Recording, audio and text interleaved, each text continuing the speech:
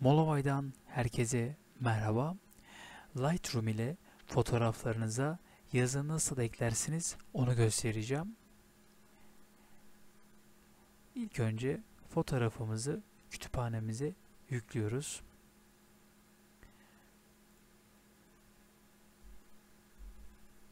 Evet, fotoğrafımız geldi.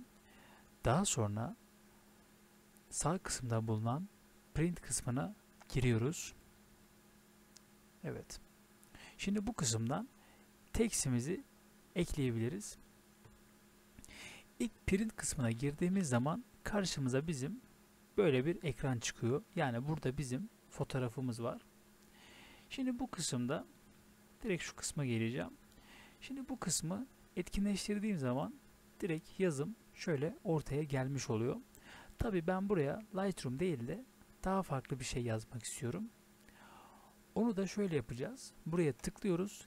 Edit diyoruz.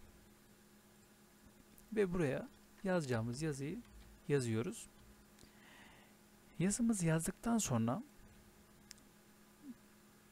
bu kısımdan rengini ayarlayabiliriz.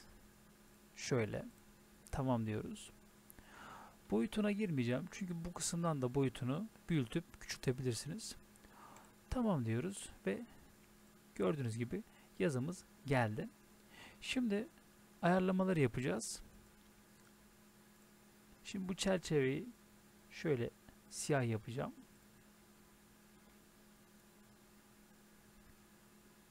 Buradan görüyoruz zaten. Font size diyor. Şimdi yazımı şu kısımdan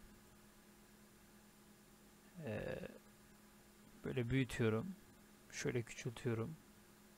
Gördüğünüz gibi. Şuradan opaklığını ayarlayabiliyoruz. Şöyle hafif saydam olsun.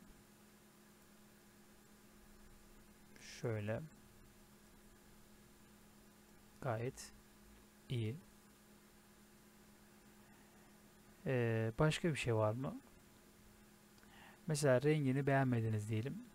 Yazının. Tekrardan edit diyoruz. Ve buradan rengini hemen değiştirebiliyoruz. Evet, işlemimiz bu kadardı. Umarım videoyu beğenmişsinizdir. Kendinize iyi bakın. Hoşça kalın.